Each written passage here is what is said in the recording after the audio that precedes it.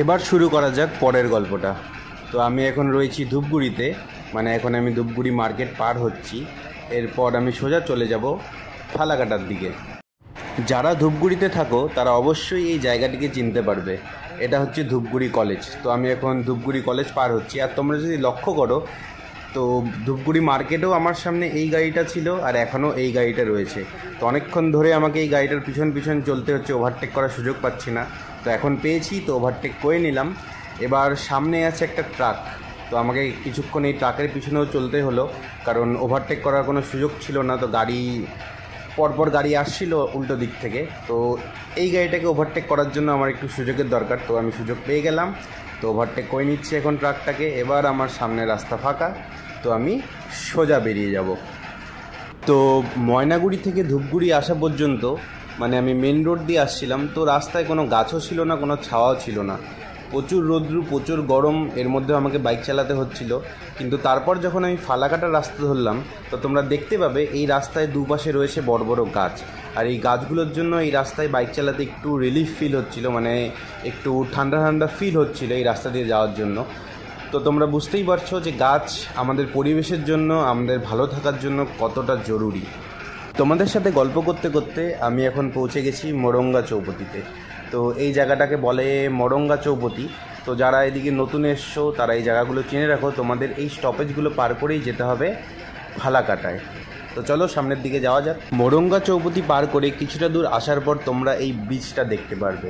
তো তোমরা যখনই এই ব্রিজটা দেখবে তখনই বুঝে যাবে যে তোমরা চলে এসছো পুরান শালবাড়িতে, বা এখানকার লোকরা এই শালবাড়িকে স্কুল শালবাড়ি হিসেবেও জানে।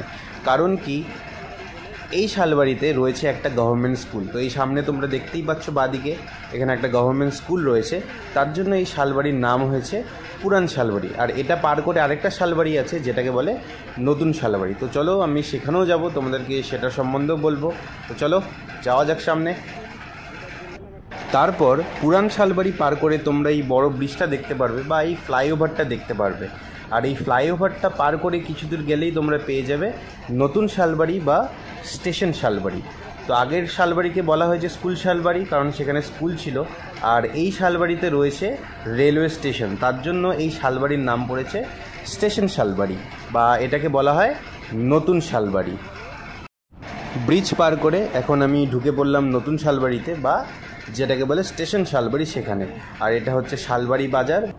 এখানে এই যে তোমরা দেখতে পাবে বাদিকে রয়েছে উত্তম মিষ্টান্ন ভাণ্ডার। আর এখানকার মিষ্টি খুবই জনপ্রিয়। তো তোমরা কখনো যদি এই রাস্তা দিয়ে যাও তাহলে অবশ্যই তোমরা এই মিষ্টির দোকান থেকে মিষ্টি ট্রাই করো, আশা করি ভালো লাগবে। বাজার পার করে তারপর পড়বে একটা চেক পয়েন্ট। তো মনে রাখবে এই চেক পয়েন্টটা তোমাদেরকে পার করতেই হবে ফালাকাটা যাওয়ার জন্য। আরেকটা ইনফরমেশান দিতে তো তোমাদের ভুলেই গেছি, নতুন শালবাড়ি পর্যন্ত যতটুকু এরিয়া সেটা পড়ে হচ্ছে জলপাইগুড়ি ডিস্ট্রিক্টের আন্ডারে। তারপর যে তোমরা চেক পয়েন্টটা দেখলে সেটা পার হয়ে গেলেই যেই এরিয়াটা শুরু হচ্ছে, যে রাস্তাটা শুরু হচ্ছে, সেটা পড়ে হচ্ছে আলিপুরদুয়ার ডিস্ট্রিক্টের আন্ডারে। তার মানে আমি এখন জলপাইগুড়ি ডিস্ট্রিক্ট পার করে চলে এসেছি আলিপুরদুয়ার ডিস্ট্রিক্টে। আমি এখন পৌঁছে গেছি ওয়্যারলেসে। তো আমি এখন প্রায় আমার ডেস্টিনেশনের কাছাকাছি। ওয়্যারলেস পার করেই পড়বে ভুটনির ঘাট, আর সেখানেই রয়েছে আমার স্কুল। তো আমি সেখানেই ঢুকে যাব। আর এটা হচ্ছে ওয়্যারলেস। তো এটা পার করে কিছুটা দূর গেলেই পড়বে ভুটনির ঘাট। তো চলো সামনে গিয়ে কথা বলছি। তাহলে পৌঁছে গেছি আমি আমার কাজের জায়গায়। এখন আমি নিয়ে নিব রাইট টার্ন, আর সোজা গিয়ে কিছুটা দূর গেলেই চলে আসবে আমার ডেস্টিনেশন। তো চলো এখন যাই, আমি একটু কাজ করি, তারপরে আবার বেরোনোর সময় তোমাদের সাথে কথা হবে।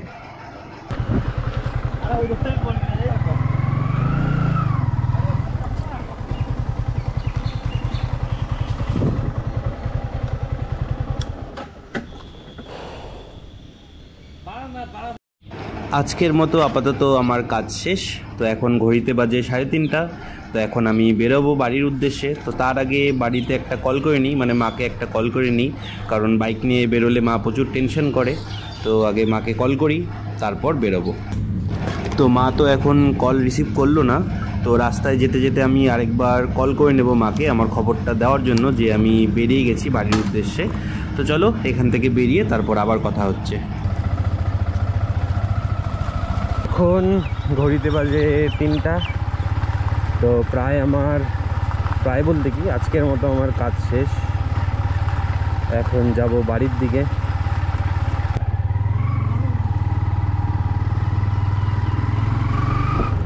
আবার সেই একই রকমই রৌদ্র। আর এখানে রাস্তায় দেখো ভুট্টা শুকোতে দিয়েছে। বাহ, এগুলো কি ভুট্টা?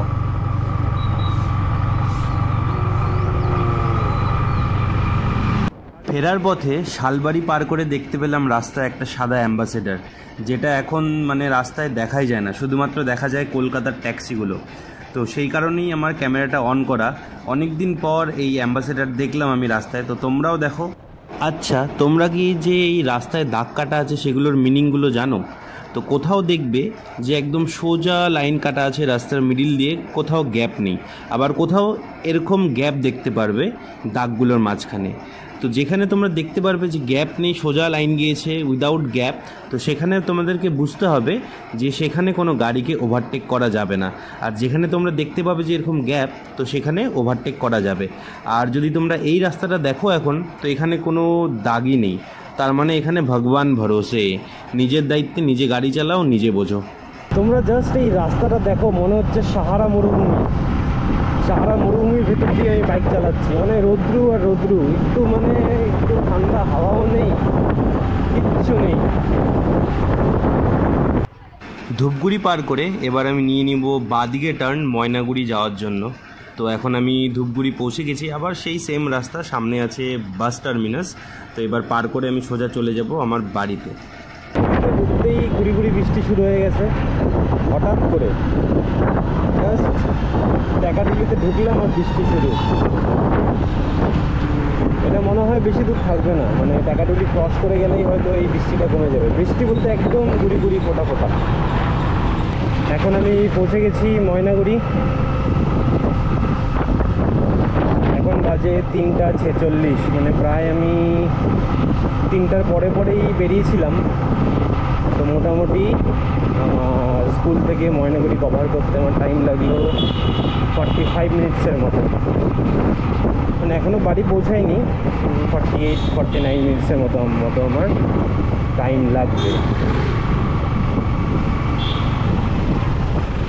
এটা হচ্ছে নতুন বাজার। তো এখন আর কোনো কথা বলছি না, আমি এখন সোজা যাব আমি বাড়ির দিকে। And just enjoy the ride and ভিডিওটা দেখতে থাকো।